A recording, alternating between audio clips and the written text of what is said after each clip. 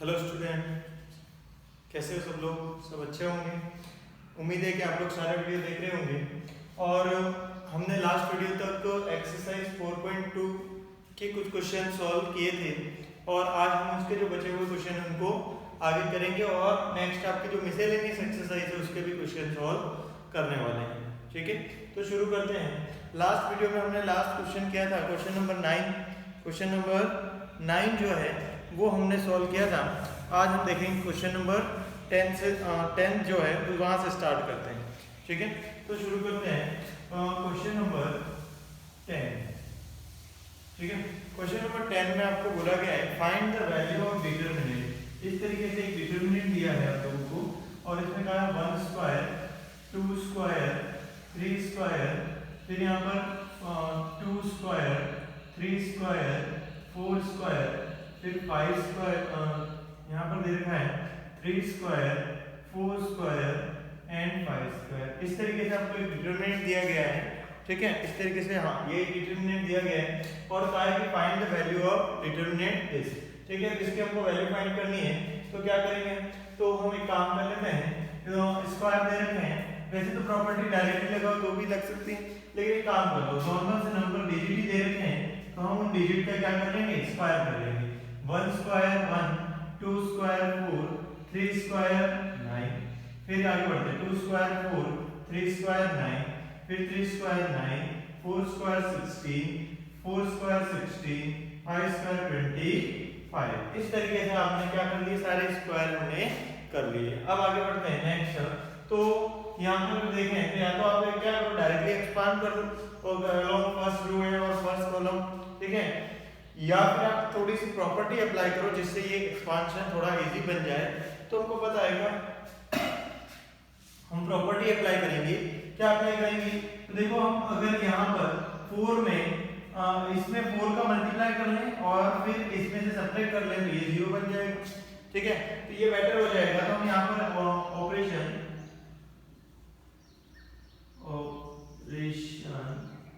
Operation क्या apply करने वाले हैं, तो हम देखें कि इसमें तो C1 में इसका मल्टीप्लाई करेंगे 4 का और C2 में से सब्ट्रैक्ट कर लेंगे। इसमें से सब्ट्रैक्ट करेंगे C2 में से। C1 जो फर्स्ट कॉलम है उसमें किसका मल्टीप्लाई करेंगे, तो 4 का, और इस C2 में सब्ट्रैक्ट करेंगे। चेंज किसमें होगा, चेंज C2 में होगा। मैंने पहले कहा है जिसका कोएफिशिएंट 1 होगा उसमें आपको चेंज कर सकते हो।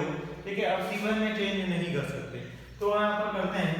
और दूसरा सिमिलरली एक और ऑपरेशन यहाँ पर करें, इसको भी 0 बना देते हैं। कैसे बनाएंगे, C3 में change C3 minus 9C1, C3 minus 9C1। ठीक है, तो स्टार्ट करते हैं। देखो क्या करें, अब यहाँ पर कर लेता हूँ मैं। अगर ये चीज ये ऑपरेट करेंगे इस पर तो क्या होगा आपका, तो जब इसको मैं इस पर ऑपरेट करूंगा तो आपका ये जो फर्स्ट कॉलम है वो तो यही रहेगा 1 4 9, क्योंकि हमने C1 में कोई चेंज नहीं किया तो C2 में चेंज हो रहा है और यहाँ पर C3 में चेंज हो रहा है। चलो C2 में चेंज करना है। C2 जो कॉलम है उसमें चेंज होने वाला है। क्या चेंज होगा, तो चेंज ये होगा कि आपको C1 में 4 का मल्टीप्लाई करना है और C2 में से उसको माइनस करना है। तो इसमें 4 का मल्टीप्लाई करो और इसमें से माइनस करो, 4 - 4 0 आ जाएगा। फिर नेक्स्ट देखा, इसमें 4 का मल्टीप्लाई करेंगे, 4 × 4 16 16, 9 - 16 9 - 16 9 - 16 7, इसका आएगा -7। फिर नेक्स्ट देखा 9 × 4 36 एंड 16 - 36 -20। इस तरीके से रिजल्ट आ गया। फिर आगे बढ़ते हैं, C3 में चेंज करना है। C3 में चेंज करना है, क्या करना है, C3 - 9C1, C3 - 9C1। तो यहाँ 9 का मल्टीप्लाई करो 9 और 9 - 9 तो यहाँ का रिजल्ट हो गया 0। फिर आगे बढ़ते हैं, यहाँ पर 9 का मल्टीप्लाई करो तो 36 और 16 - 36 -20। फिर नेक्स्ट आते हैं, यहाँ पर 9 × 9 81 81 25 - 81 25 - 81 तो कितना आएगा, तो देख लेते हैं 20 81 तो ये आ जाएगा, ये लिख लेते हैं 81 और 25 देख लो कितना आएगा, 11 - 5 एंड 5 56 है आपका निकल कर आ जाएगा -56। ठीक है, देखो 11 माइनस 5 6 और ये कैरी किया तो ये हो गया 3 और इस तरीके से आपका 56 निकल कर आ जाएगा। ठीक है, तो -56 आएगा। अब इसको सिंपलीफाई करें तो कैसे सिंपलीफाई करेंगे कि आपकी देखो फर्स्ट रो जो है उसमें कितने जीरो हैं, 2 जीरो हैं। तो मैंने कहा था मैक्सिमम जीरो के जिस भी रो में या कॉलम में होंगे उसके अलावा आपको क्या करना है, एक्सपांड करना है। तो यहाँ पे लिखेंगे एक्सपांडिंग along फर्स्ट रो, या फिर R1 भी कह सकते हो ना, फर्स्ट रो, और इसी को क्या कह सकते हैं हम, R1 भी कह सकते हैं। तो आगे बढ़ते हैं। यहाँ पर देखा हमने कि 1 और साथ में डिटरमिनेंट क्या आएगा बोलो, तो 1, तो इसके रिस्पेक्ट में जो रो और कॉलम है उसको रिमूव करें, -7 -20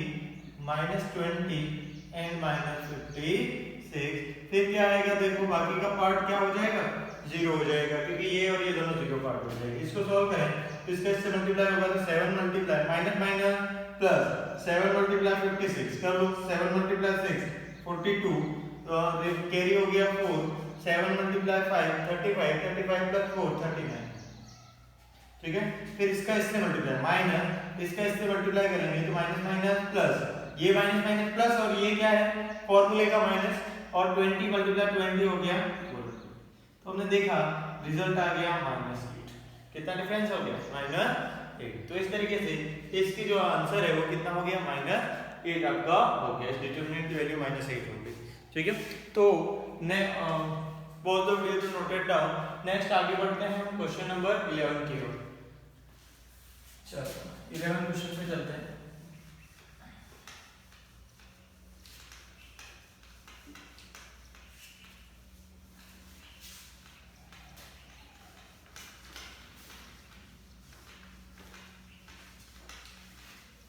हाँ तो बच्चों स्टार्ट करते हैं। कौन सा क्वेश्चन, 11 क्वेश्चन। ठीक है, मुझे उम्मीद है कि आप लोगों को मजा आ रहा होगा पढ़ने में। ठीक है, समझ में भी आ रहा होगा। नेक्स्ट देखो क्वेश्चन नंबर 11। तो यहाँ पर कहा गया है if omega is cube root unit. क्या है यहाँ पर, omega is cube root unit, cube root of unit find the value of determinant. Determinant दे रखा है और उसकी क्या कहा है, वैल्यू आप लोग फाइंड करो। तो डिटरमिनेंट क्या दे रखा है, डिटरमिनेंट आप लोग को दे रखा है 1 ओमेगा क्यूब एंड ओमेगा, और फिर दे रखा है omega cube 1 and omega cube 1 and omega, और फिर नेक्स्ट स्टेप में दे रखा है omega square omega and 1, omega square omega and 1। इस तरीके से आप लोगों को दे रखा है। ठीक है, तो शुरू करते हैं। इस डिटरमिनेंट की वैल्यू चाहिए, कोई कहे कि सर एक्सपांड ही कर दो तो भी काम हो जाएगा। ठीक है, देखते हैं, थोड़ा सा मैं इसको सॉल्व कर लेता हूं। तो हमको पता है कि ओमेगा क्यूब, क्योंकि अगर ओमेगा आपका क्यूब रूट यूनिटी है, तो हमने पढ़ा था ना कि क्यूब रूट यूनिटी कौन होते हैं, 1 ओमेगा और ओमेगा स्क्वायर होता है। तो ओमेगा क्यूब जो है वो कितना होता था, 1 होता था, हमको पता ही। तो यहाँ पर ओमेगा क्यूब को हम लिख देंगे 1 और ओमेगा स्क्वायर और ये 1 और ये भी 1 ठीक है, एक बार क्वेश्चन और देखते हैं हम। ठीक है, ये दे रखा है 1, चलो ठीक है, clear. Omega as it is रहेगा। फिर आगे बढ़ते हैं। यहाँ पर हो गया आपका omega and 1, omega and omega square, गड़बड़ यहाँ भी है, ओमेगा स्क्वायर ओमेगा एंड 1।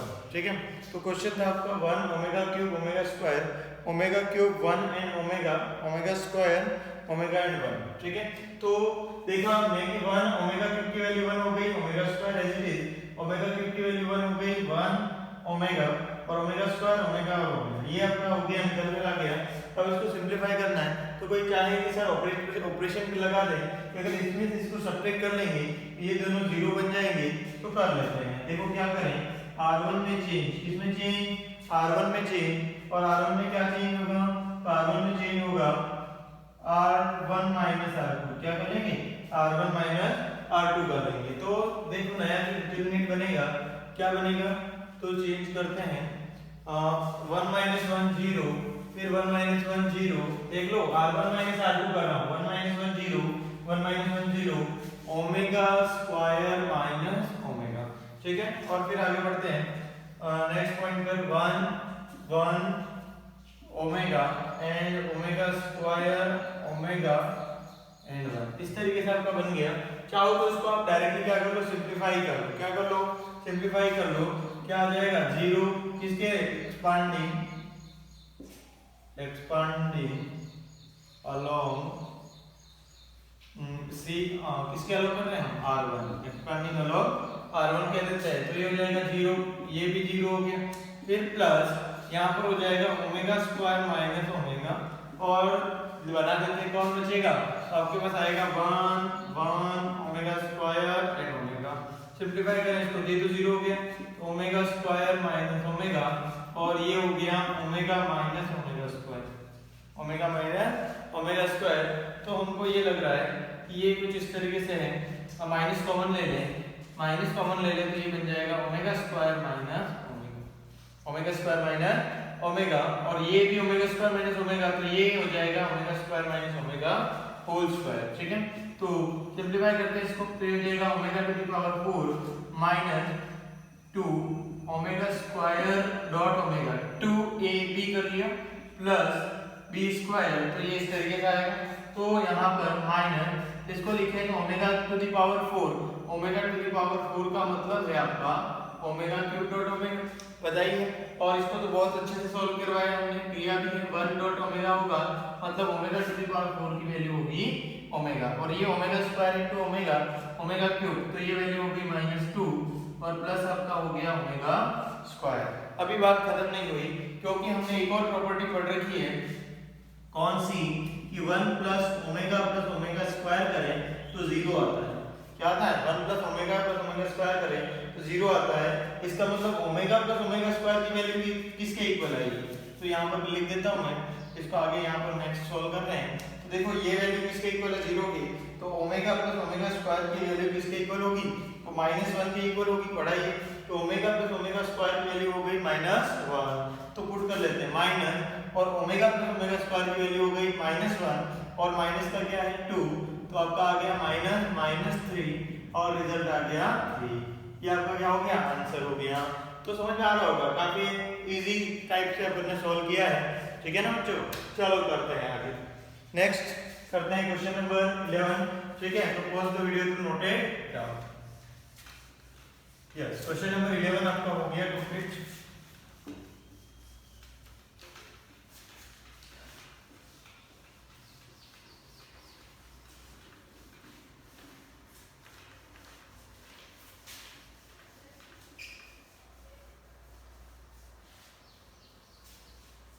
हाँ, तो आगे बढ़ते हैं, क्वेश्चन लेते हैं नेक्स्ट क्वेश्चन है आपका क्वेश्चन नंबर 12,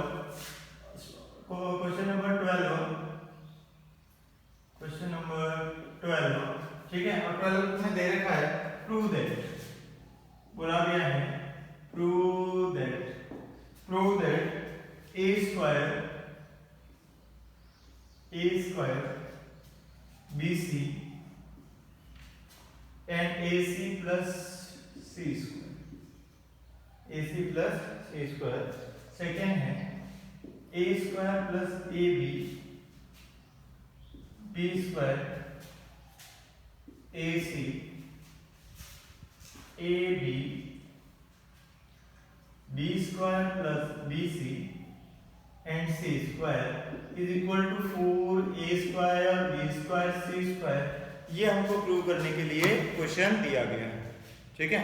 ये हमको क्वेश्चन दिया गया है प्रूव करने के लिए। तो शुरू करते हैं, ठीक है। तो इसमें देखें तो सबसे पहले लेफ्ट हैंड साइड जो है वहीं से आप शुरू करोगे। लेफ्ट हैंड साइड जो है वो आपकी लिखी हुई है, यही है, ठीक है। तो एल जो है वो आपका ये वाला एज इट इज आपको कॉपी कर लेना है। ये वाला जो है वो एज इट इज आपको पहले सॉल्यूशन में आपको कॉपी करना है, उसके बाद सॉल्व करना है, ठीक है। क्योंकि मैंने तो क्वेश्चन लिखा है ना, फिर से मैं ये यहाँ पर लिखा नहीं रहा हूँ, तो चलो लिख ही देता हूँ। आप लोगों को थोड़ी सी दिक्कत आ सकती है तो लिख देते हैं A square plus AB BC B square plus BC, फिर दे रखा है AC plus C square and AC and C square. इस तरीके से आपको दे रखा है, ठीक है, तो शुरू करते हैं। देखो क्या कि इसकी वैल्यू हमको लानी क्या है, 4a² b² c², इसके इक्वल हमको लानी है। जितनी भी प्रॉपर्टी है आप जोड़ लगा दो और इसको सॉल्व कर लो। ठीक है, तो जितनी भी प्रॉपर्टी है तो उसमें अपन क्या करते हैं, चाहते यही है कि आपका जो एक्सपांशन करने से पहले मैक्सिमम जीरोस बने किसी पर्टिकुलर रो या कॉलम में, लेकिन अभी तो कोई जीरो नहीं है। ठीक है, तो हमको थोड़ी बहुत प्रॉपर्टी या ऑपरेशन करके इसको थोड़ा सिंपल बनाने की कोशिश करेंगे। तो हमने सबसे पहले बात करी कि a b c are common from c1 c2 and c3। ध्यान से देखो, सबसे पहले अगर हम बात करें तो जो फर्स्ट कॉलम है उसमें यहाँ भी a है, यहाँ पर भी a है और यहाँ पर भी a। तो हमने जब इस कॉलम की प्रॉपर्टी के बारे में पढ़ा था तो हमको पता है कि क्या करना है कि कॉलम की जो इसकी जो प्रॉपर्टी है डिटरमिनेंट की, उसमें आपका जो रो और कॉलम में से कॉमन लिया जाता है। तो मैंने कहा कि आप फर्स्ट कॉलम में से क्या कॉमन ले लो, a, सेकेंड कॉलम में से क्या कॉमन ले लो, b, थर्ड कॉलम में से क्या कॉमन ले लो, c। तो इस तरीके से देखो, इसमें a कॉमन है, इसमें b कॉमन है और इसमें c कॉमन है, तो पहले उनको हटा दो।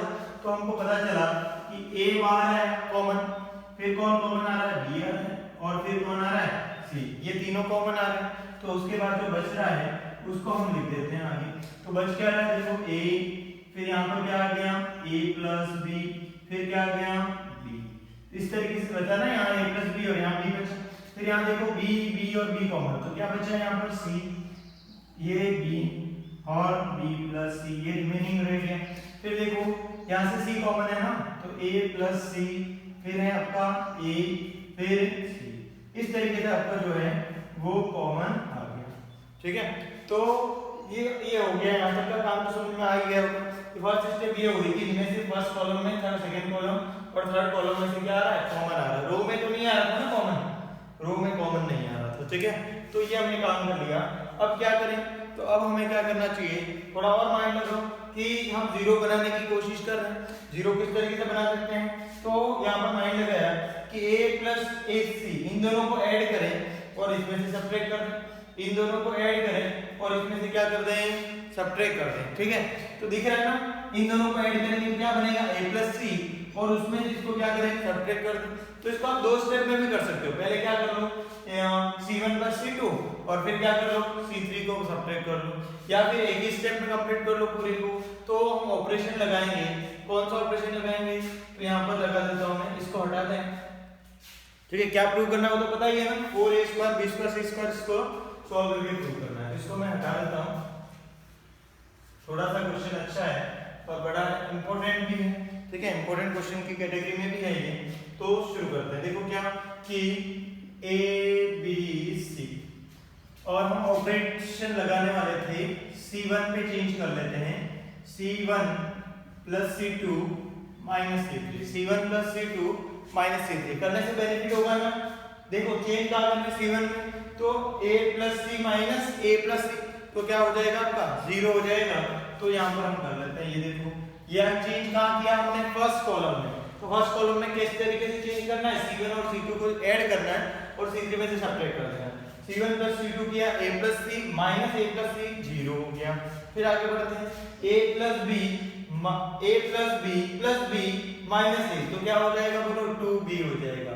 होगा कि नहीं होगा, ध्यान से देखो, a plus b minus a, इन दोनों को ऐड करो, इसको सब्ट्रैक्ट, तो a से कैंसिल, 2b हो जाएगा। फिर नेक्स्ट बढ़ते हैं, इन दोनों को ऐड करो, इसको सब्ट्रैक्ट, तो c से c कैंसिल, ये भी क्या हो जाएगा, 2b हो जाएगा। समझ में आ गया होगा। बाकी अदर सारे क्या रहेंगे, एज इट इज रह जाएंगे। तो कर लेते हैं हम as it is, c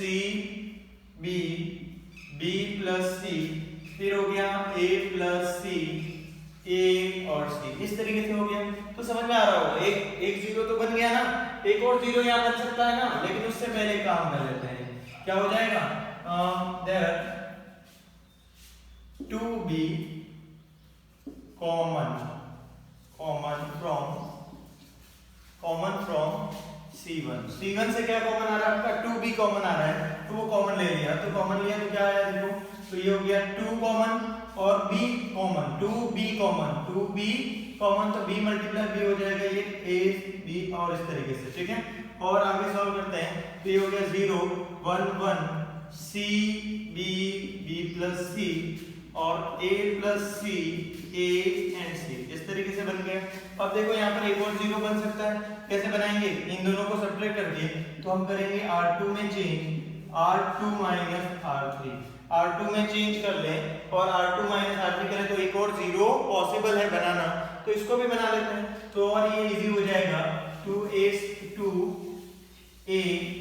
b square c is equal, और साथ में यहाँ हो जाएगा 0 c a प्लस c। देखो r1 में तो कोई चेंज है ही, r2 में चेंज कर रहे हैं, r2 में क्या कर रहे हैं, चेंज, r2 में से r3 को सब्ट्रैक्ट करना है, r2 में से r3 को सब्ट्रैक्ट करना है, तो 1 माइनस 1 हो गया 0 b minus b plus c, तो b से b कैंसिल, माइनस c हो जाएगा, ठीक है ना, b minus b plus c, तो b to b cancel, c किसका आएगा, माइनस का, फिर आ जाएगा a माइनस c, फिर इसमें कोई चेंज होगा क्या, नहीं होगा, तो ये हो गया b प्लस c और ये पॉइंट हो गया last c।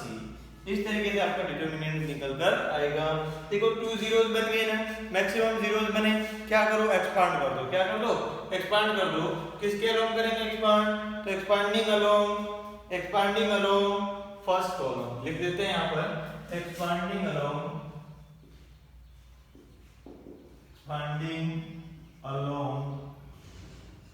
C1, expanding along C1 के अलोंग एक्सपांड करें तो आपका जो रिजल्ट आएगा वो कुछ इस तरीके से आएगा, 2ab²c, ठीक है, ये तो एज इट इज रहेगा, और इसको 0 के रेस्पेक्ट में, फिर 0 के रेस्पेक्ट में और फिर 1 के रेस्पेक्ट में, तो 0 से तो रिजल्ट 0 ही आएगा, फिर ये भी 0 ही आएगा, फिर 1 के रेस्पेक्ट में जब हम करेंगे तो आपका क्या बनेगा, 1 के रेस्पेक्ट में, तो ये और ये रिमूव करो तो आपके पास ये वाले जो पार्ट है वो बच जाएगा, डिटरमिनेंट की फॉर्म में लिख देता हूं मैं c a प्लस c और माइनस c और a माइनस c, इस तरीके से आपका ये पार्ट बनेगा, ठीक है। तो ये आप लोगों ने नोट कर लिया होगा, तो आगे बढ़ते हैं, इसको मैं हटा देता हूँ, इसको मैं रिमूव कर देता हूँ, ठीक है, थोड़ा सा स्पेस बनाते हैं, यस। तो आगे बढ़ाते हैं इसी क्वेश्चन को, अभी खत्म नहीं हुआ, ये 2ab²c, थोड़ा सा एफर्ट लगा हो जाएगा, तो ये तो 0, ये तो 0 1, इसका मल्टीप्लाई इससे होगा, तो ये हो जाएगा ac, ध्यान से देखना, इसका मल्टीप्लाई इससे होगा ac माइनस c² और माइनस c का इससे मल्टीप्लाई होगा तो माइनस माइनस प्लस, और c का मल्टीप्लाई कर लो तो a, ये प्लस हो गया, और ac प्लस c, ठीक है, दिमाग चल रहा होगा, c into a minus c, तो ये हो गया ac माइनस c², फिर माइनस और ये माइनस क्या हो गया, प्लस, और c का किससे मल्टीप्लाई होगा, a प्लस c से, तो ये हो गया ac प्लस c², ये दोनों क्या हो गए, कैंसिल, तो आपके पास आ गया देखो 2ab²c multiply 2ac multiply 2ac, तो ये बन गया 4a² b² और c², इस तरीके से आपका क्वेश्चन सॉल्व हो जाता है, ठीक है। तो समझ में आ गया होगा बहुत अच्छे से, तो आप लोग नोट कर सकते हो, ठीक है। तो आगे बढ़ाते हैं, ये क्वेश्चन नंबर आपका था 12, तो काफी अच्छा था, इंपॉर्टेंट है, तो इंपॉर्टेंट लगा देना इस क्वेश्चन पे। अब आगे बढ़ाते हैं, ठीक है, तो रफ कर लेते हैं इसको।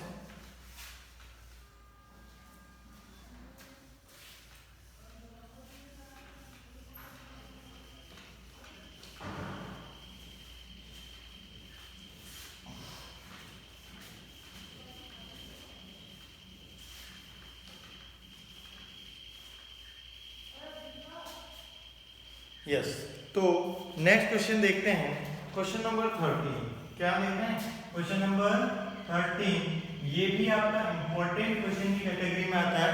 क्या दे रखा है, इफ, लिख देता हूं मैं, if in determinant, if in determinant del is equal to a1 b1 c1 a2 b2 c2 a3 b3 c3, ठीक है, और यहाँ पर क्या कहा है, a1 B1 C1 and so etc are cofactor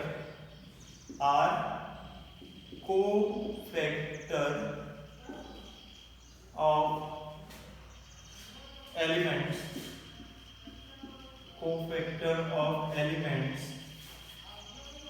A1 B1 A1 B1 C1 etc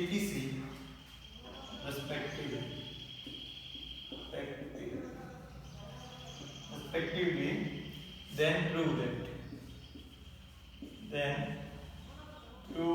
that del square is equal to determinant A1 B1 C1 A2 B2 C2 ये A है ना A3 B3 ये हमको प्रूव करना है।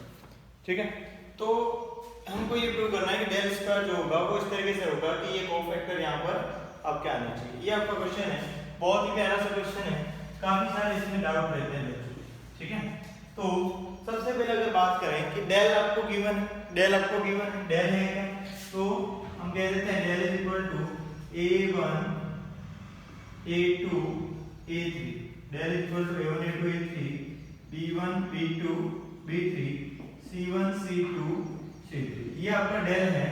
और यहाँ पर A1 B1 C1 जो है, A1 B1 और C1 जो है वो क्या है, कोफैक्टर। ठीक है, किसके कोफैक्टर है, तो जो इसके अंदर एलिमेंट है उनके कोफैक्टर हैं। तो A1 का कोफैक्टर इससे क्या बोला है, कैपिटल A1, B1 का कोफैक्टर क्या है, कैपिटल B1, और C1 का कोफैक्टर क्या हो गया, कैपिटल C1। और इस तरीके से सबके कोफैक्टर्स ने बताए हैं। A2 का क्या हो जाएगा, capital A2 cofactor of B2 is equal to capital B2 cofactor of, इस तरीके से आपको ये सारा गिवन है। देन प्रूव दैट कि आप डेल स्क्वायर करो कि डेल में डेल का मल्टीप्लाई जब होता है तो उसका रिजल्ट इसके इक्वल आता है। ये हमको प्रूव करना है। तो एक काम कर लेते हैं, सबसे पहले ये मैंने कहा कि डेल डैश, क्या मैंने लिया, डेल डैश जो है वो मैंने सेलेक्ट किया। और डेल डैश किसको कह रहा हूँ, तो मैं ये किसको कह रहा हूँ कि इसके कोफैक्टर से बनने वाला डिटरमिनेंट, इनके कोफैक्टर से जो बनने वाला डिटरमिनेंट है उसको हम कहेंगे डेल डैश। मतलब इसके अंदर एलिमेंट क्या आएगी, A1 है तो यहाँ पर उसका कोफैक्टर लिखेंगे, B1 है तो उसका कोफैक्टर, C1 है तो उसका कोफैक्टर हो जाएगा कैपिटल C1, और A2 है तो कैपिटल A2, B2 है B2 कैपिटल C2, फिर A3 B3 और कैपिटल C3। इस तरीके से इसके क्या हो गया, ये कोफैक्टर ये मैट्रिक्स है तो ये कोफैक्टर मैट्रिक्स होता है। ठीक है, तो यहाँ पर क्या करना है, कोफैक्टर डिटरमिनेंट, कोफैक्टर की फॉर्म में क्या बन रहा है, डिटरमिनेंट बन रहा है। अब हमको इस पे पहुंचना है, लेकिन तरीका सबसे अलग होने वाला है कि ऐसे नहीं कि आपने डेल स्क्वायर निकालोगे। ठीक है, तो यहाँ पर पहले क्या लिया मैंने, कोफैक्टर वाला डिटरमिनेंट ले लिया। अब हम बात करते हैं, ठीक है, अब हम बात करते हैं करना क्या है, इन दोनों का बस मल्टीप्लाई करना, इन दोनों का क्या करना है, मल्टीप्लाई करना है। मल्टीप्लाई अगर करें तो कैसे होगा, लिख देता हूँ A1 B1 C1 A2 B2 C2 A3 B3 C3, और इस तरीके से हमको मल्टीप्लाई करना। मल्टीप्लाई उसका cofactor A1 B1 C1 A2 capital A2 और यहाँ पर कैपिटल C1, फिर B2 और कैपिटल C2, फिर A3 B3 कैपिटल C3, इस तरीके से।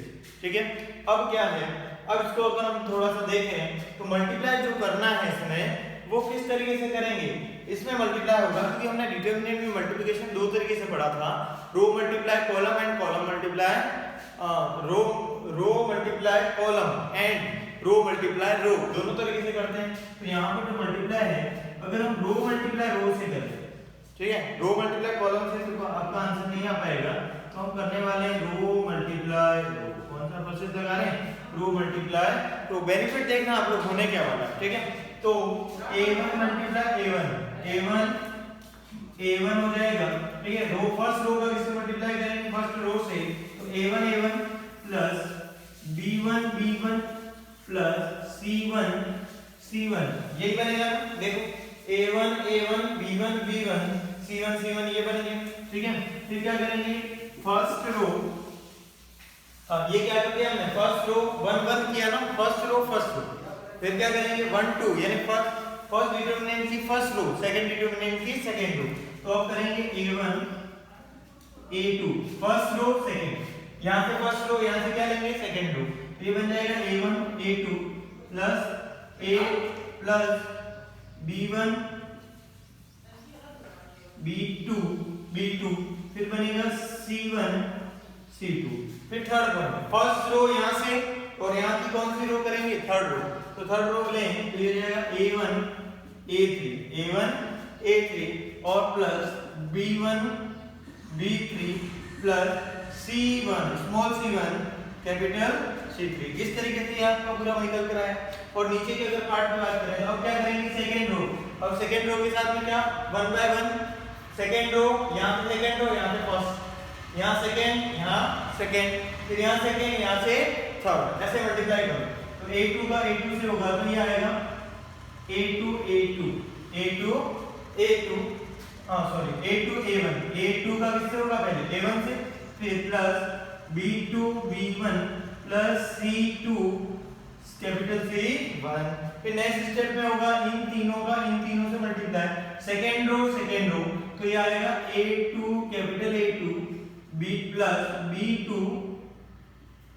Capital B2 plus c2 small c2 capital C2, small c2 capital C2। फिर क्या करेंगे नेक्स्ट, सेकंड रो यहां से थर्ड, तो ये आएगा a2 capital A3 b2 capital B3 फिर c2 कैपिटल C3। इस तरीके से फिर हम आएंगे यहां से कौन सी रो लेंगे, थर्ड रो। कौन सी रो, थर्ड रो, और यहां से क्या फर्स्ट रो, फिर सेकंड, थर्ड, इस तरीके से मल्टीप्लाई करेंगे तो ये रिजल्ट आएंगे। देखो a3 a1 plus b3 b1 plus c3 c1, ये निकल कर आएगा। सेकंड में अब थर्ड रो सेकंड रो, तो ये हो जाएगा a3 a2 plus b3 b2 plus c3 c2, ये वाला पार्ट आएगा। प्लस और क्या करें, अब थर्ड रो, यहां से भी थर्ड, तो क्या आएगा a3 plus a3 a plus b3 plus c3 small c3 capital C3। इस तरीके से आपका पूरा मल्टीप्लिकेशन हो जाएगा। के कौन सा मल्टीप्लाई किया हमने, यहाँ पर मल्टीप्लाई किया रो मल्टीप्लाई रो, क्या किया है, रो मल्टीप्लाई रो कर लिया। अब आगे इसको बढ़ाते हैं, ठीक है। अभी मैं यहाँ ऊपर का जो क्वेश्चन है वो थोड़ा मैं रफ कर रहा हूँ, ठीक है, तो नोट कर लेना आप लोग अच्छे से पॉज करके। यहाँ से थोड़ा क्वेश्चन स्पेस नहीं है मेरे पास, ठीक है, इसलिए मैं इसको हटा देता हूँ। क्या प्रूव करना है इसको मैं रहने देता हूँ, ठीक है। क्या प्रूव करना है वो भी हालांकि आप लोगों ने नोट कर लिया होगा, तो हमको क्या प्रूव करना है, डेल स्क्वायर इक्वल टू, ये पूरा आप लोग नोट कर सकते हो, ठीक है। तो आगे बढ़ते हैं। अब आगे बढ़ाते हैं तो आगे होगा क्या, तो आगे हमने देखा कि डेल डॉट डेल डैश की वैल्यू की बात हो रही है, डेल डॉट डेल डैश, ठीक है। मल्टीप्लाई कर रहे थे दोनों का, तो वो मल्टीप्लाई का रिजल्ट ये आ रहा है। अब इसको आगे सोल्व कर रहा हूँ, इसको यहाँ सोल्व कर रहा हूँ आगे, ठीक है। तो बढ़ाते हैं आगे, नेक्स्ट क्या आने वाला है, तो नेक्स्ट यहाँ पर एक बात हमने, एक प्रॉपर्टी हमने पढ़ी थी कि जो डेल का डिटरमिनेंट का जो आंसर होता है वो समीशन ऑफ क्या होता है, aij fij होता है। याद आ रहा होगा, इसका एक्सपांशन, इसका जो रिजल्ट होता है डिटरमिनेंट का वो क्या होता है, aij fij होता है। लेकिन अगर इसकी जगह पर कुछ और हो, a11 और साथ में f12 हो जाए, ये एलिमेंट और दूसरा क्या है, सेकेंड 1 2 का क्या हो जाए, दूसरा कोफैक्टर हो। अगर आपका aij के साथ उस एलिमेंट उस a का ही कोफैक्टर आए और उन सब का सम हो रहा है, तो फिर तो डिटरमिनेंट की वैल्यू आती है। लेकिन अगर अदर है और फिर सम हो रहा है तो रिजल्ट क्या होता है, 0 होता है। ये हमने प्रॉपर्टी पढ़ी थी, ठीक है। प्रॉपर्टी में देखोगे तो वहां पर मैंने बताया है कि अगर a11 है उसी का कोफैक्टर साथ में है तो कोई प्रॉब्लम नहीं है, लेकिन अदर का है तो रिजल्ट क्या होगा, ऐड करने पर 0 होगा। तो देखते हैं कि यहाँ पर कहाँ पर ये वाला हो रहा है, कहाँ पर दूसरी बात हो रही है। तो तो मैंने यहाँ पर जब देखा तो आपका जो फर्स्ट रो का जो A1 B1 और C1 है वो एलिमेंट है, और उसके साथ में अगर उनके ही कोफैक्टर हैं तो रिजल्ट क्या होगा, उस डिटरमिनेंट की वैल्यू, जबकि अदर कोफैक्टर है तो रिजल्ट क्या होगा, 0। मैंने कहा A1 B1 C1, तो उसके साथ में कौन है, देखो first A1 A1 B1 B1 C1 C1 इसी के कोफैक्टर है ना, तो ये जो रिजल्ट है वो क्या देगा, उस डिटरमिनेंट की वैल्यू, और वो वाला डिटरमिनेंट कौन है, डेल। कौन है आपका, डेल है। तो हम कह सकते हैं, देखो क्या ये जो वैल्यू है वो किसके इक्वल हो गई, डेल। सेकंड में देखो A1 के साथ में दूसरे का कोफैक्टर, किसका कोफैक्टर है, उस A1 का कोफैक्टर नहीं है, अदर है, B1 के साथ अदर, C1 के साथ अदर, तो ये वैल्यू क्या हो जाएगी, 0। फिर थर्ड A1 के साथ A3, ठीक है, तो ये वैल्यू भी 0। तो इस तरीके से आपका ये डेल, ये 0 0 0 और डेल ये निकल कर आ जाएगा। ध्यान से देखोगे बाकी सारे 0 हो जाएंगे, ठीक है ना, ये 0 हो जाएगा, ये वैल्यू किसके इक्वल हो जाएगी, डेल पे। देखो A2 है तो उसी का कोफैक्टर, B2 है उसका cofactor B2 capital B2, C2 उसका कोफैक्टर कैपिटल C2, ये देगा डिटरमिनेंट वैल्यू, डिटरमिनेंट कौन, डेल वाला, ठीक है। बाकी अदर जो है वो सारे क्या हो जाएंगे, 0।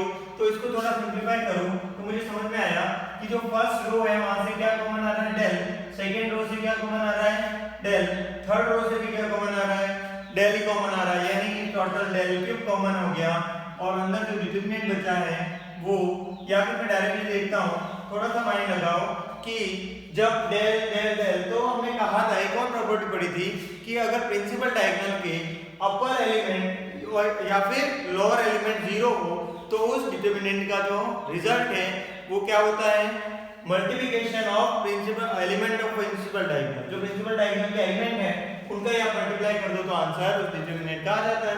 तो यहाँ पर देखो डेल डेल डेल, तो इसका आंसर क्या आएगा, डिटरमिनेंट का, ये निकल कर आएगा। अभी अपना क्वेश्चन सॉल्व नहीं हुआ, इसको आगे बढ़ाते हैं।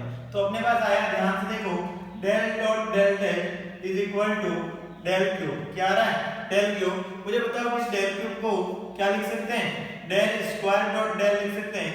यहाँ पर ध्यान रखना, डेल है वो मैट्रिक्स नहीं है, डेल इज डिटरमिनेंट, और डिटरमिनेंट इज वैल्यू, और दोनों अगर वैल्यूज हैं तो ये डेल और ये डेल आपका क्या हो जाएगा, ये दोनों डेल आपस में कैंसल हो जाएंगे, ठीक है। ऐसे बना देता हूं, देखो ये डेल और ये डेल आपका क्या हो जाएगा, कैंसल। तो हमको पता चला कि del dash is equal to del square, del dash is equal to del square, then del square is equal to del square is equal to del dash, और डेल डैश की जो वैल्यू है वो ये रही, तो इसको हम रख देते हैं A1 B1 C1 A2 B2 C2 and A3 B3 C3।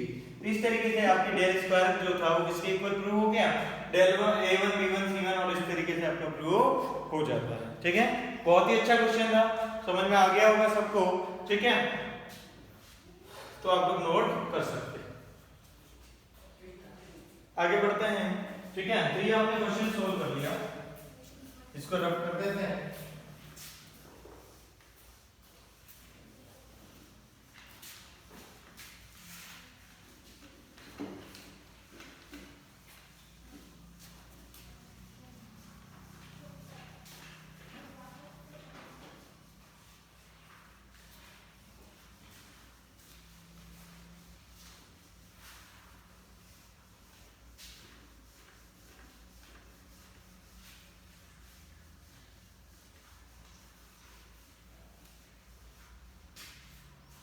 Yes, तो हमने यहाँ तक जो क्वेश्चन नंबर 13 किया है वहां तक आपकी एक्सरसाइज 4.2 के सारे क्वेश्चन मैंने सॉल्व करवा दिए हैं, कोई भी क्वेश्चन आपका बच नहीं रहा है।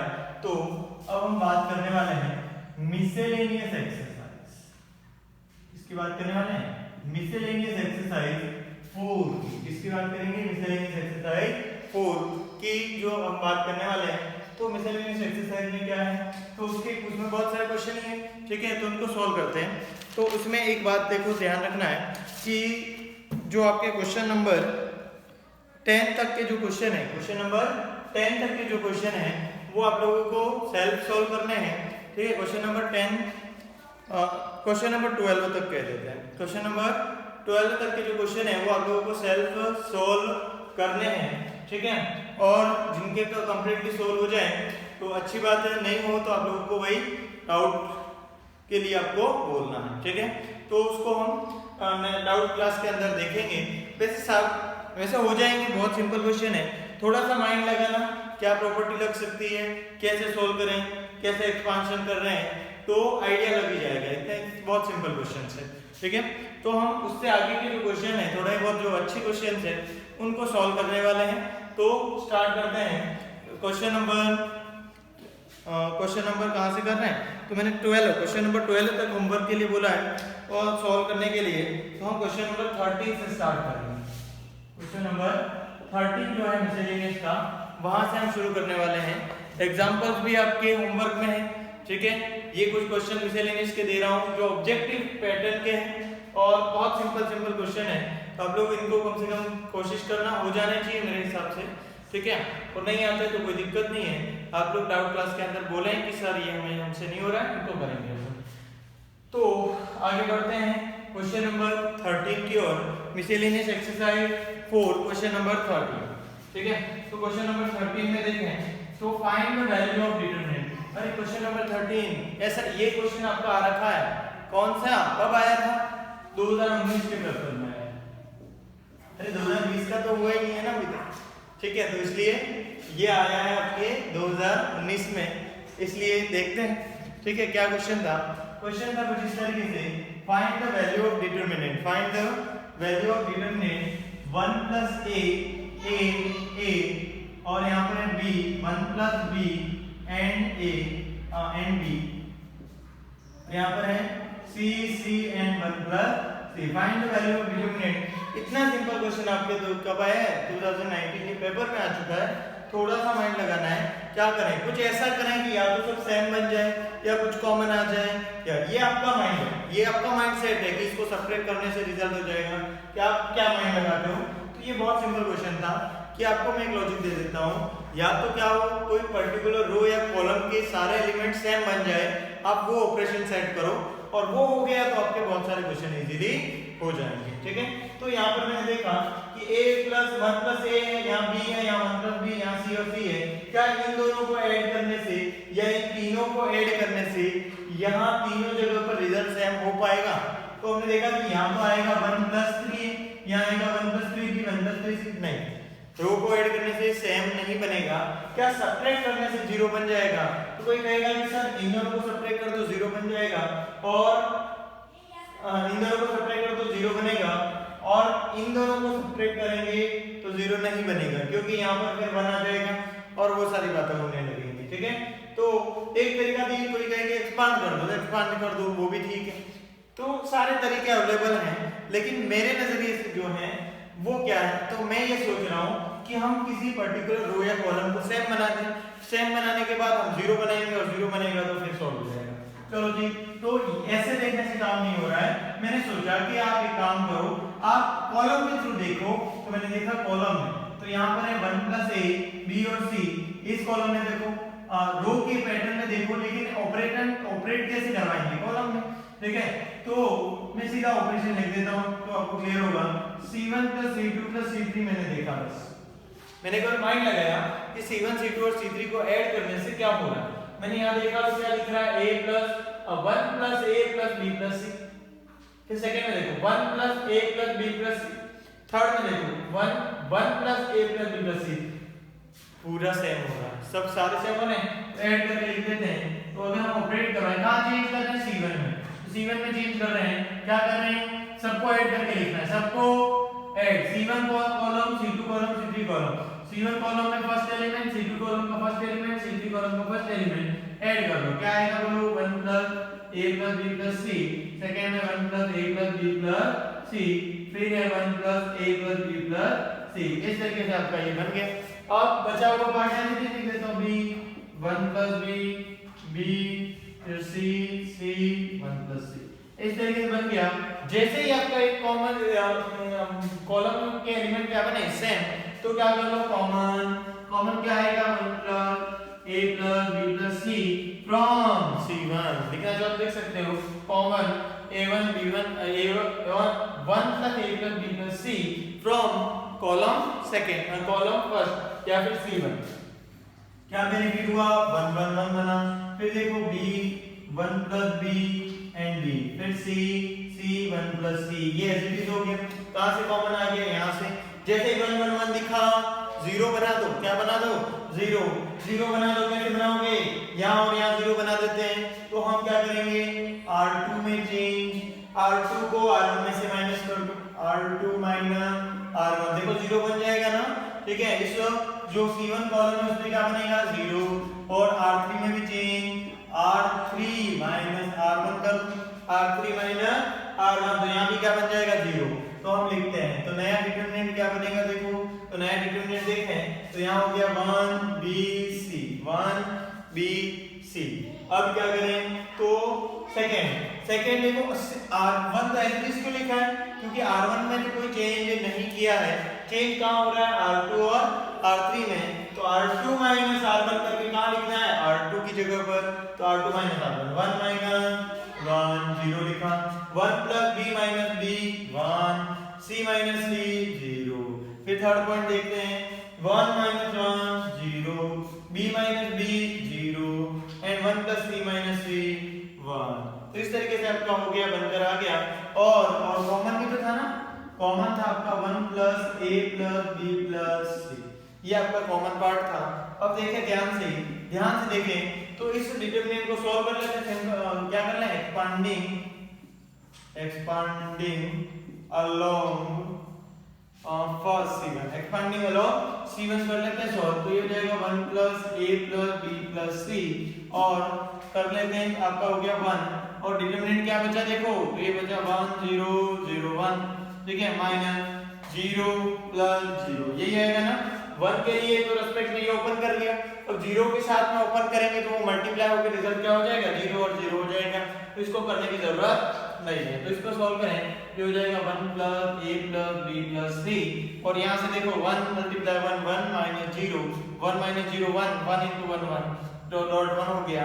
तो ये आपका रिजल्ट आ गया 1 plus a plus b plus c, ये हो गई वैल्यू ऑफ डिटरमिनेंट। ये आपके 2019 के पेपर में आया था 3 मार्क्स के लिए, ठीक है। तो इतना सिंपल क्वेश्चन आ जाता है, क्या करना था, तीनों कॉलम को ऐड करना था, तो इजीली 1 1 1 बनेगा। और जब भी ये बने, ये कंडीशन जब भी आपका बने, बहुत बेनिफिशियल है, थोड़ा सा माइंड लगाना है कि कोई पर्टिकुलर ऐड या सब्ट्रैक्ट करने से कोई पर्टिकुलर रो पूरी की पूरी सेम बन रही है क्या, ऐड और सब्ट्रैक्ट करने से कोई पर्टिकुलर रो या फिर कॉलम क्या बन रहा है, पूरे एलिमेंट, सबके सब एलिमेंट आइडेंटिकल बन पा रहे हैं या नहीं बन पा रहे हैं, सेम हो रहे हैं या नहीं हो रहे हैं। अगर सेम हो जाए तो सबसे बेस्ट मेथड, उससे अलावा हो ही नहीं सकता, सेम बनेंगे। जब भी सेम बनेंगे आप उस सेम पार्ट को कॉमन लोगे तो उस जगह पर उस रो के सारे एलिमेंट क्या बन जाएंगे, 1 1 1, और फिर क्या करेंगे, दोनों को आपस में सब्ट्रैक्ट करके क्या बना देंगे, 2 zeros बनाएंगे और फिर एक्सपांड कर देंगे, तो आपका सॉल्यूशन आ जाएगा, ठीक है। तो लेकिन बने तो, ठीक है, ऐसे बन जाए तो सबसे बेटर है, नहीं बने तो फिर कुछ और सोचेंगे।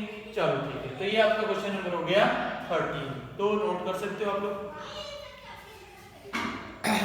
हाँ, तो रफ कर लेते हैं।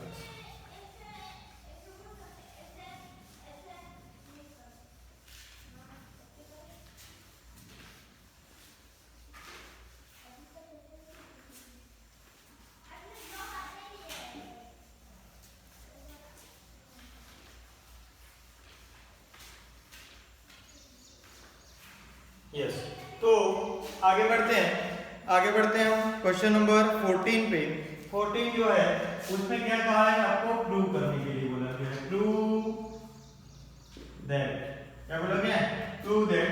क्या प्रूव करना है, प्रूव करना है आपको कि माइनस ए स्क्वायर डिटरमिनेंट दे रखा है ए बी, लिख देते हैं ए सी, और फिर दे रखा है A B minus B square B C C H C B and minus C square, इस तरीके से डिटरमिनेंट दे रखा है।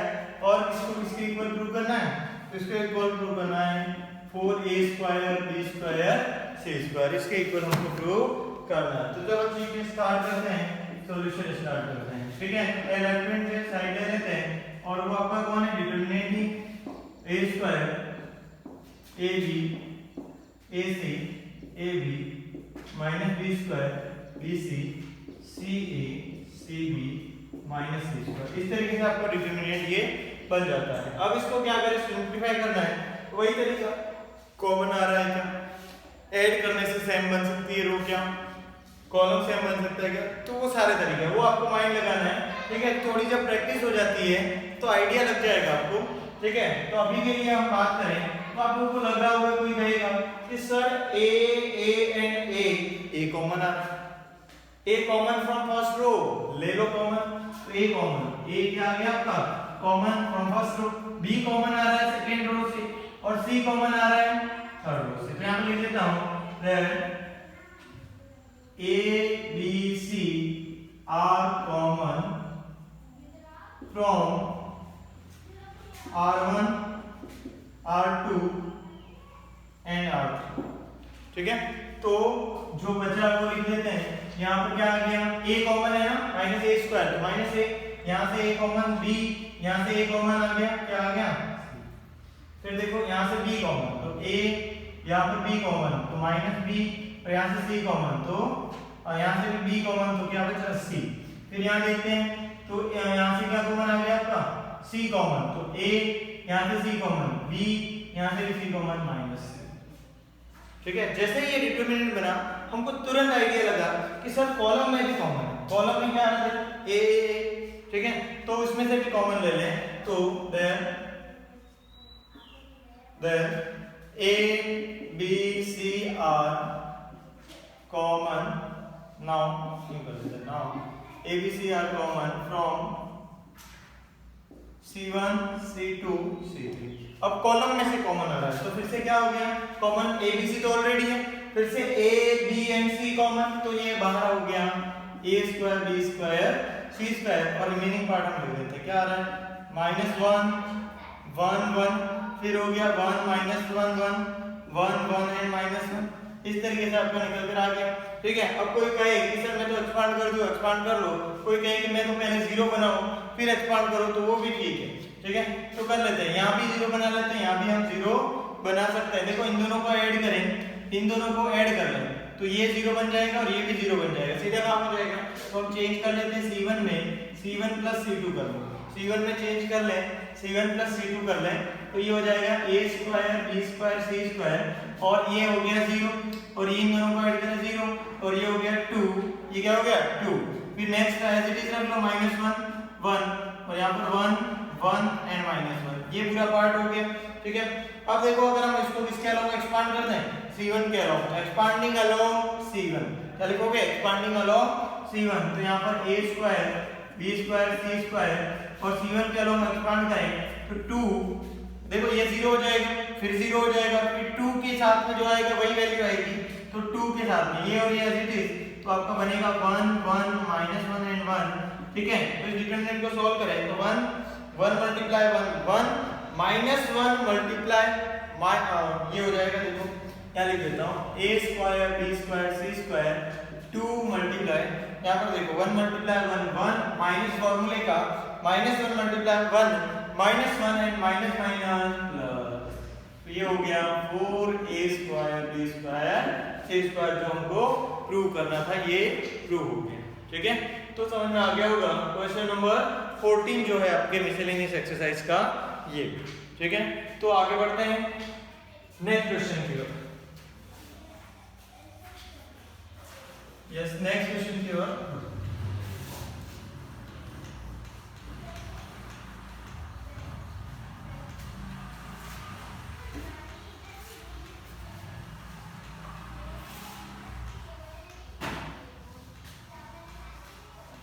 हिंदी मीडियम वाले बच्चों के लिए एक्सपांडिंग को प्रसार कहा जाता है हिंदी में, ठीक है। जब आप लोग ये मिसलेनियस एक्सरसाइज का वीडियो देखोगे तो आप लोग को कुछ वर्डों में हो सकता है प्रॉब्लम आए, ठीक है। तो वो मैं आप लोग को बता रहा हूँ कि एक्सपांडिंग जो यहाँ पर कह रहे हैं ना, एक्सपांडिंग अलोंग R1, तो उसकी जगह आप क्या कहोगे, R1 के सापेक्ष प्रसार करने पर, R2 के सापेक्ष प्रसार करने पर, ठीक है। उसके बाद में कॉमन के लिए क्या कहेंगे कि A B C पंक्ति R1 R2 R3 में से कॉमन लेने पर, कॉमन को क्या कहेंगे उभयनिष्ठ लेने पर, ठीक है। उभयनिष्ठ आ रही है, ठीक है। तो इस तरीके से हम बात करेंगे, हाँ ठीक है। वैसे इतना कोई खास बात नहीं है, समझ में आ गया होगा। अब आगे बढ़ते हैं, हिंदी मीडियम वालों के लिए भी कोई ज्यादा दिक्कत वाली बात नहीं है। अब देखो क्या करें, if question number 50, question number 50 पे जाते हैं। क्वेश्चन नंबर 50 का जो है वो क्या कहा है, prove that x is equal to 2, x is equal to 2 is a root of following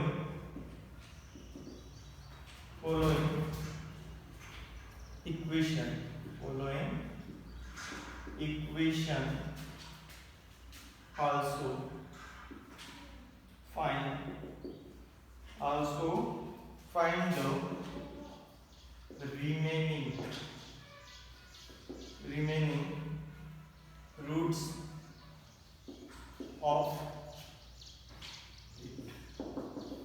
also find the remaining roots of it।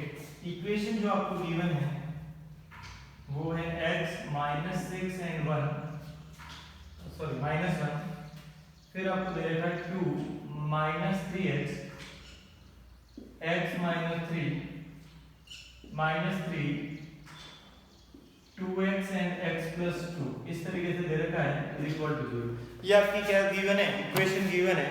और क्या कहा इसमें कि अगर इसका क्या प्रूव करना है, इसका जो वन रूट है वो x - 2 है और रिमेनिंग रूट जो है वो हमको फाइंड करने के लिए बोला गया है। तो शुरू करते हैं। देखो क्या करना है कि इसका सॉल्यूशन मैं यहीं से स्टार्ट कर देता हूं और आपका ये डिटरमिनेंट है, इसको आप किस तरीके से सिंपलीफाई सॉल्व करोगे, सिंपलीफाई करोगे मतलब इसको किस तरीके से आप सॉल्व करोगे, तो वो आपको थोड़ा सा सोचना है। तो आप लोग माइंड लगाओ, ठीक है, आप लोग सोचो जरा क्या होना चाहिए, कैसे सोल्व कर सकते हैं, कैसे किसी पर्टिकुलर रो या कॉलम को सेम बना सकते हैं, ये ठीक है, या फिर कुछ कॉमन ले लें जिससे हो जाए। तो आप लोगों ने सोचा होगा, ठीक है, कुछ आइडिया लगा हो, नहीं लगा हो तो कोई दिक्कत नहीं, यहाँ देखते हैं, ठीक है। तो मैंने यहाँ पर सोचा कि देखो क्या करना है, ठीक है, मैं आपको सीधा पॉइंट ही बताता हूँ क्या करना है। तो यहाँ पर देखा मैंने इसको और इसको देखा, तो इन दोनों को अगर ऐड कर रहा हूँ तो x - 1 दिख रहा है आप लोगों को, इसको ऐड कर रहा हूँ तो देखो 2 और ये -3, तो यहाँ भी x - 1 दिख रहा है, और इन दोनों को ऐड कर रहा हूँ तो भी क्या दिख रहा है, -1 दिख रहा है। मतलब हम क्या करेंगे, C1 में चेंज कर लेते हैं, C1 + C3 कर ले, बस हो गया काम। क्या कर ले, C1 + C3 कर लेते हैं, ठीक है। तो देखो C1 + C3 करें तो ये आपका हो जाएगा कुछ इस तरीके से, डिटरमिनेंट x - 1, C1 C3 को ऐड कर लो, इन दोनों को ऐड करोगे, इसको और इसको ऐड करोगे तो x - 1 आएगा, और इसको ऐड करोगे तो भी क्या आएगा आपका x - 1 आएगा। बाकी सारे पार्ट ऐसे भी लिख दो, कुछ नहीं करना, ठीक है।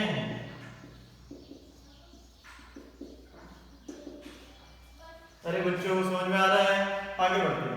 x - 1 है ना, ठीक, क्या कॉमन आएगा बोलो, x - 1 कॉमन, क्या बचेगा देखो 1 1 1 -6 -3x 2x -1 x - 3 x + 1, समझ में आ रहा होगा, x - 1 कॉमन आ गया, ठीक है। क्या होने वाला आगे बताइए, 1 1 1 बनाना, आइडिया दिया था 0 बना दो, क्या कर दो 0 बना दो, कैसे बनाओगे 0, R2 में चेंज करो, R2 - R1, R3 में चेंज कर लो, R3 - R1 कर लो, ठीक है।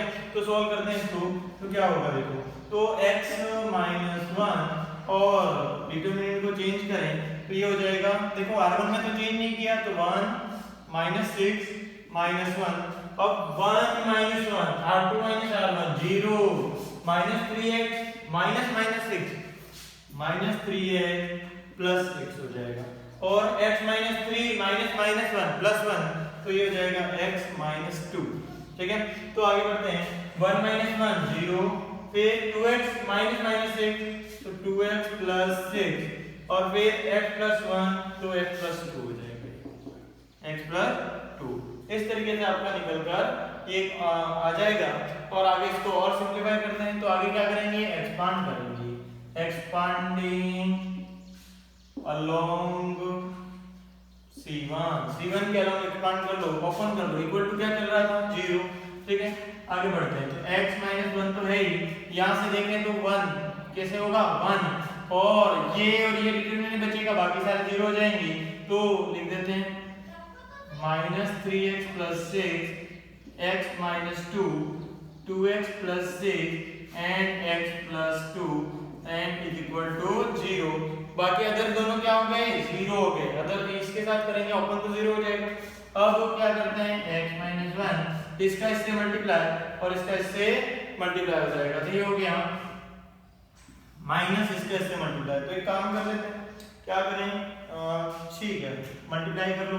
तो माइनस 3x का मल्टीप्लाई होगा इस पूरे का इससे होगा ना, तो मैं सीधा कर रहा हूँ, माइनस 3x का x से होगा minus 3x square, minus 3x square, minus 3x का 2 से होगा तो minus minus plus minus minus ही होगा, माइनस 6x हो जाएगा।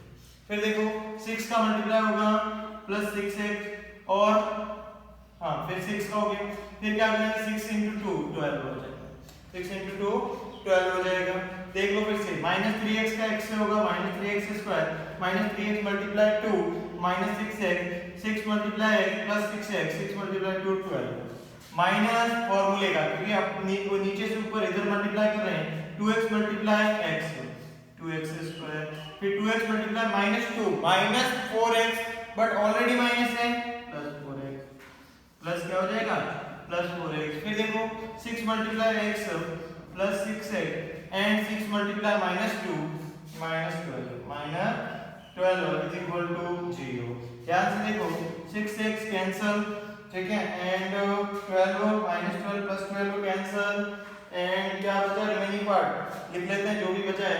तो यहाँ पर हम लिखेंगे, इसको मैं रफ कर लेता हूँ, ठीक है, इधर ये वाला जो पार्ट है इसको हम रफ कर लेते हैं।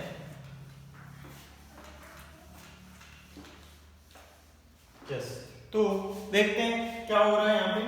तो यहाँ पर हो गया आपका x माइनस 1 तो है x माइनस 1 और इस ब्रैकेट के अंदर क्या minus 3x square minus 2x square minus 5x square, फिर क्या है आपका देख लो, ठीक है, फिर 4x and 6x plus 10x and क्या बचा आपका और हो गया आपका बस ओवर हो गया, बस और तो कोई बचा ही नहीं। तो इस तरीके से आ गया इज इक्वल टू 0। तो x माइनस 1 यहाँ से क्या कॉमन आ गया माइनस 5, तो ये माइनस 5x कॉमन हो गया minus 5x, then x minus 2 is equal to 0। तो roots are x is equal to 0 x is 1 and 2, ये आपका काम कंप्लीट।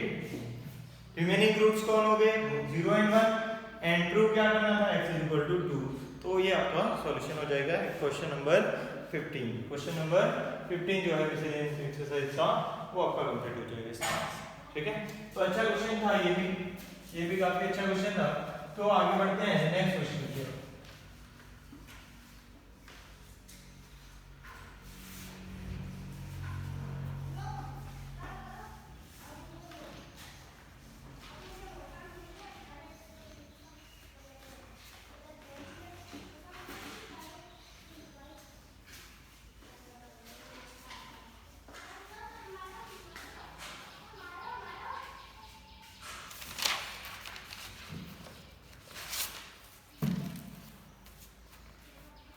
यस, ठीक है। तो मिसलेनियस एक्सरसाइज और इस तरीके से हमने क्वेश्चन नंबर 15 तक आज हमने कंप्लीट कर लिया है, ठीक है। तो नेक्स्ट जो आगे के क्वेश्चन है हम नेक्स्ट वीडियो के अंदर देखेंगे और उसमें आपकी मिसलेनियस एक्सरसाइज 4 पूरी कंप्लीट सॉल्व हो जाएगी, ठीक है। मतलब नेक्स्ट वीडियो इसके बाद जब आएगा आपके पास उसमें आपकी पूरी मिसलेनियस एक्सरसाइज सॉल्व होगी और आपका चैप्टर 4 जो है वो भी कंप्लीटली सॉल्व हो जाएगा, ठीक है। तो आप लोग इसको कंप्लीट करें जल्दी से जल्दी, एग्जांपल सॉल्व करें, मिसलेनियस के जो क्वेश्चन छोड़े हैं उनको सॉल्व करें, प्रॉब्लम आए डाउट भेजें अपने, ठीक है, जिनको हम उसको सॉल्व करेंगे डाउट क्लास के अंदर।